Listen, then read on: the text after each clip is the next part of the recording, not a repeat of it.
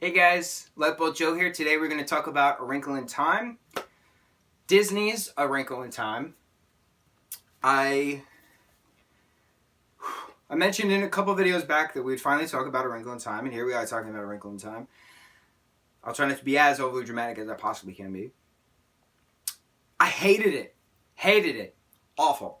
That is the worst movie I've ever seen in my entire life. I've seen bad movies. And I've sat through bad movies. But this is the only film, I can't even call it a film, the only movie that I've literally gotten up and walked out of the theater because that's how horrible this piece of flaming garbage was. I sat for 20 minutes of trailers, I sat for 20 minutes of the film, and I could not watch it. Let me explain why. The other thing that you're probably going to be asking is, oh, well, how can you have an educated review if you've only seen the first 20 minutes? You didn't actually see the whole 2 hours of a movie. And I was like, I can still voice the opinion on the movie based off those 20 minutes because that's how the movie would be. And that's why it did horrible in the box office. That's why it did horrible amongst other reviewers. That's why it got an awful rating on Rotten Tomatoes. This movie was filmed like it was an indie movie. But it was a blockbuster movie with over $100 million production budget. Okay? Walt Disney Pictures is one of the big six, right, production companies. We have Disney, 20th Century Fox, Sony, Paramount, Columbia, Universal. Those are the big six. But I throw in Lionsgate and I throw in Legendary as well. Because even though Legendary and Lionsgate normally partner up with Universal or something else, because Lionsgate and Legendary have been putting out massive blockbuster films recently. So they're kind of getting elevated. Oh, Warner Brothers. Oh wait, isn't Paramount and Columbia together? Where's Warner Brothers on it? Is Sony in one of them? There's a few. Let's say there's about 10, right? Disney is obviously the most lucrative company. They bought, who did they buy? They bought something. They bought Lucasfilm back in the day. When was that? 2012? And then The Force Awakens, Star Wars The Force Awakens was the first Disney-produced blockbuster film.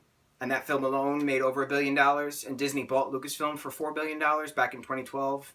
But Disney bought Marvel as well, and then the 2012 Avengers film was the first Disney-branded Marvel movie, and that film alone made over $1 billion. So Disney makes billion-dollar movies, right? Disney made last year's Beauty and the Beast, which crossed over $1 billion, which I hated, but it still made over $1 billion. Disney made Alice in Wonderland, live-action, Tim Burton's Alice in Wonderland, which I hated, but it made over $1 billion. Disney, billion-dollar movies, right?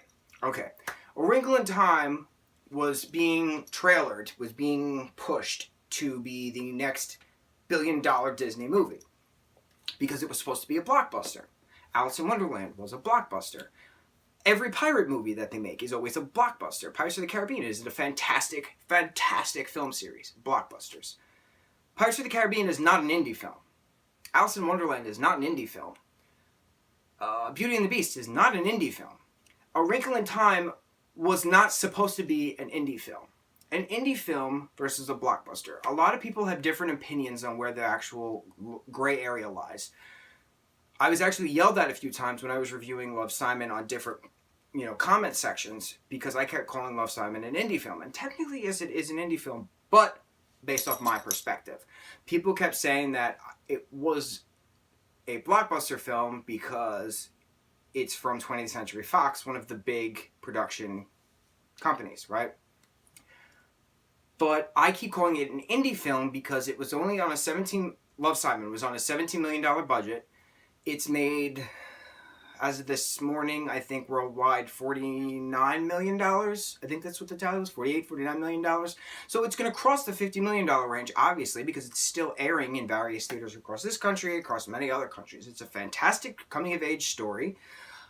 I went on many times about how awesome it is. But Greg Berlanti, I can't say his last name. He was the director for Love, Simon. Greg filmed Love, Simon as an indie film. in my perspective, like I said, an indie film is when it's a low budgeted movie, but it'll double it makes its money back through the box office. So 2 times 17, right? $17 million. Twice that would be $34 million. And it's pushing that $50 million range. So it made its money back and then some, right? So it's a blockbuster at this point. This is that gray area, but it's still an indie film.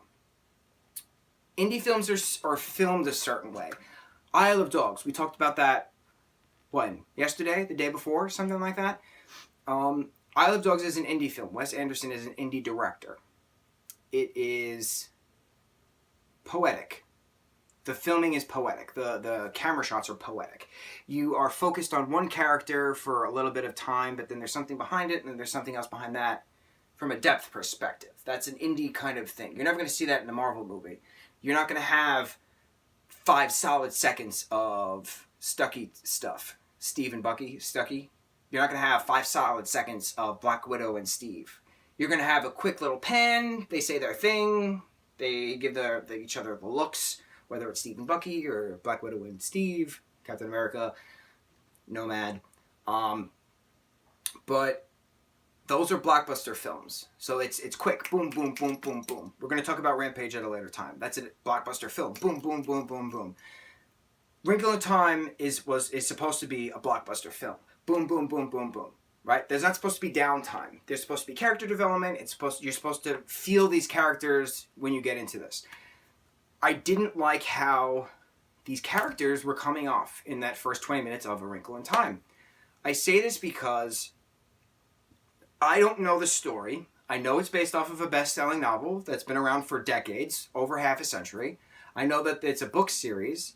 I don't know the story. I don't know anything about it. So me, as someone who goes into this movie knowing it's supposed to be amazing because it has such a large following, because it's such a big book, because it's supposed to be the next big blockbuster billion-dollar Disney film, I'm expecting a blockbuster film. I go in, the character development isn't there. You have these characters talking about one thing but alluding to another thing, and it just makes absolutely no sense. You're meeting these time people, but you're not meeting these time people. Like, who was the first person we meet? Reese Witherspoon? She's just this bubbly character.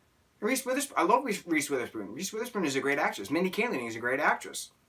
I think I got up and left after we were introduced to Mindy Kaling, so that 20-minute time period. Because these characters are pushed into the trailer as these main time wizardy celestials, right? I don't even know what the hell they are.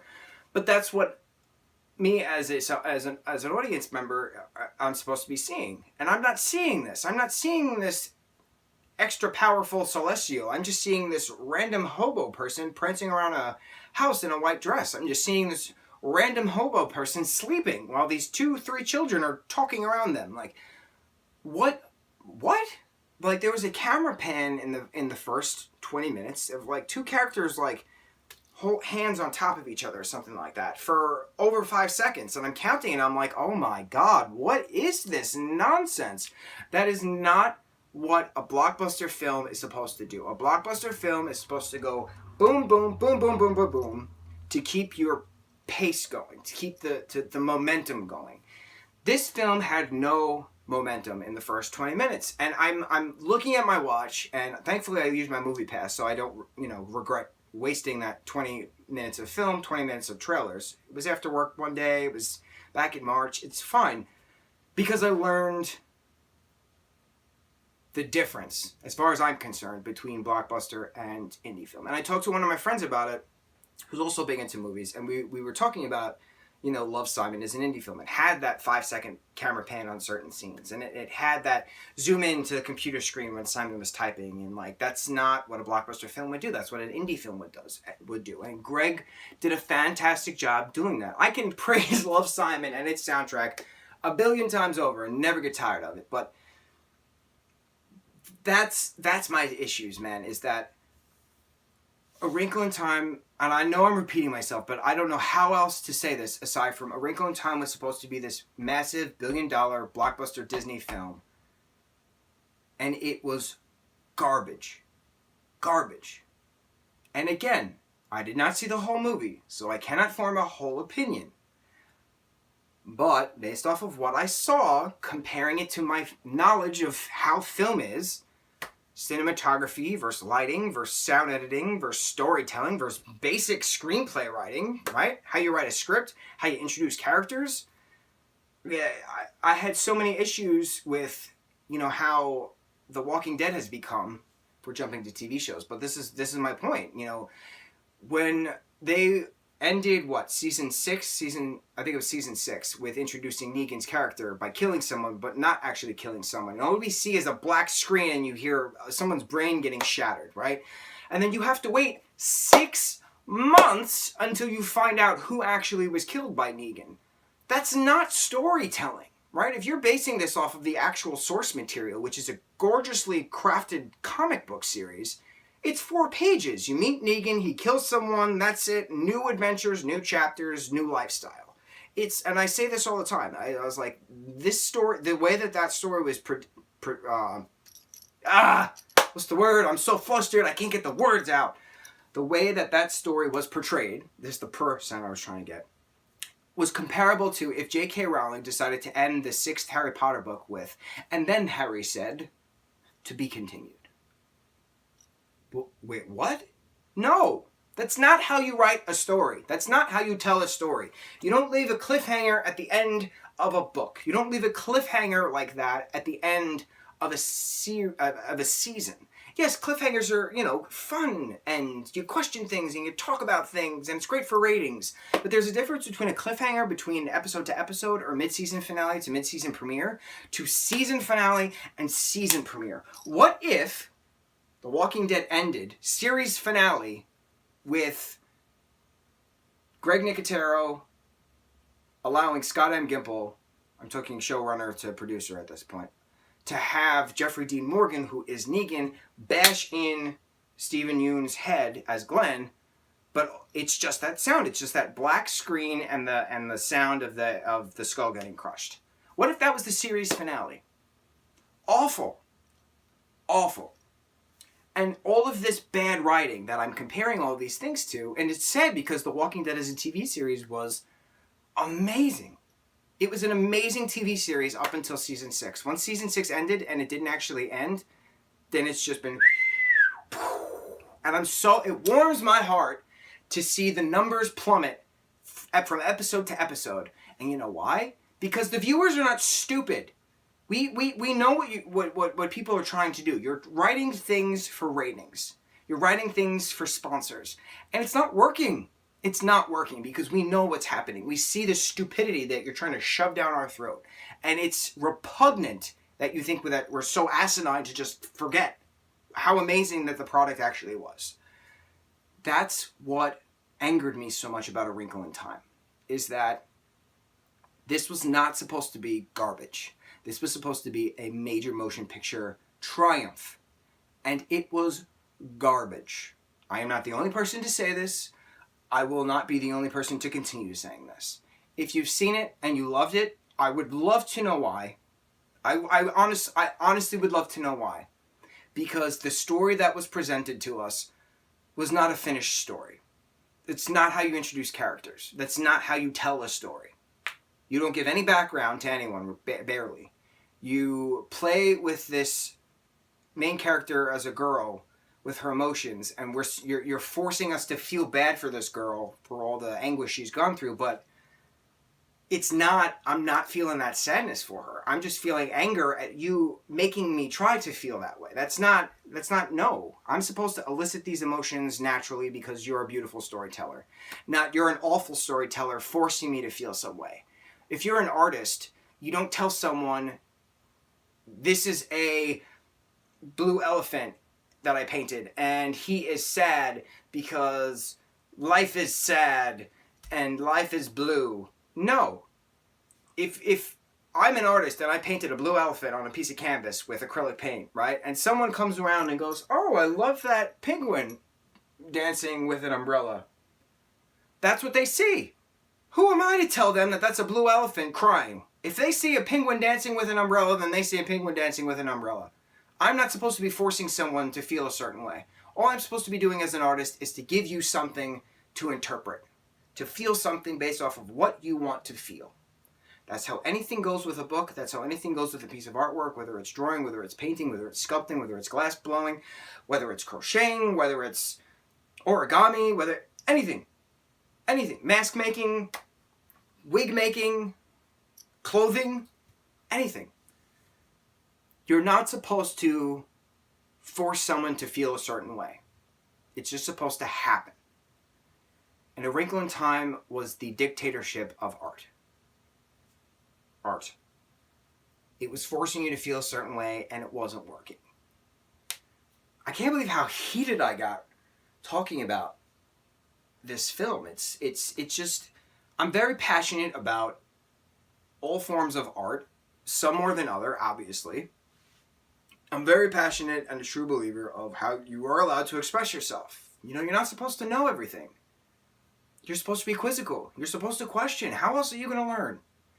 You can't just allow someone to tell you the sky is blue and accept it. You should question why the sky is blue. Why are those molecules in the air not allowing certain colors to come through? Why? And look into it.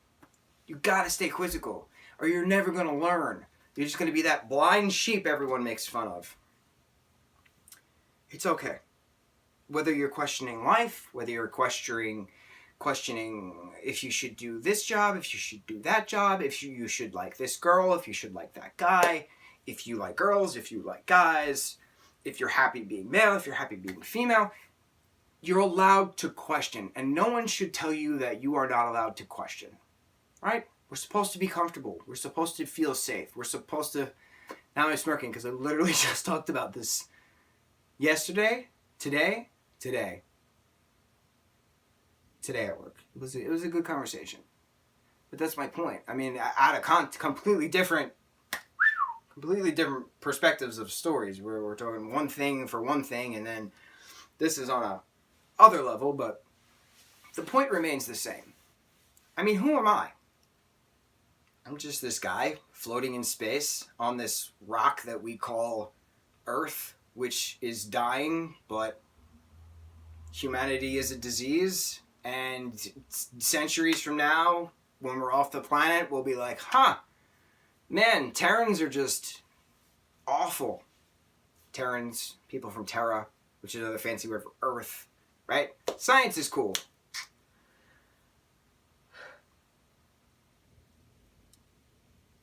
Yeah.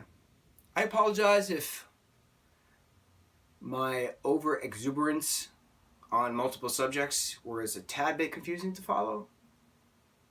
You know what? No, I take back my apology. The hell with you. Following a train of thought is important, because the more farther you go on that train, the more you see. If you just ride that train with those blinds down and just follow the tracks, that's a blind sheep. We want to open those windows. We want to see the mountains. We want to see the ocean. We want to see everything. We want to learn everything. We want to see everything. We don't want to be forced to feel a certain way, because that's not cool, man. It's not cool, right? A Wrinkle in Time, I give it a 1 out of 10 bolts because of everything I just discussed. No.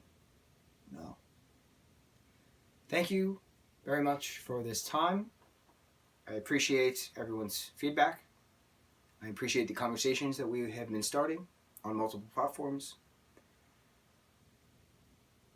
And question. Just question. Everything is going to be okay. Just question. Mucho mahalo.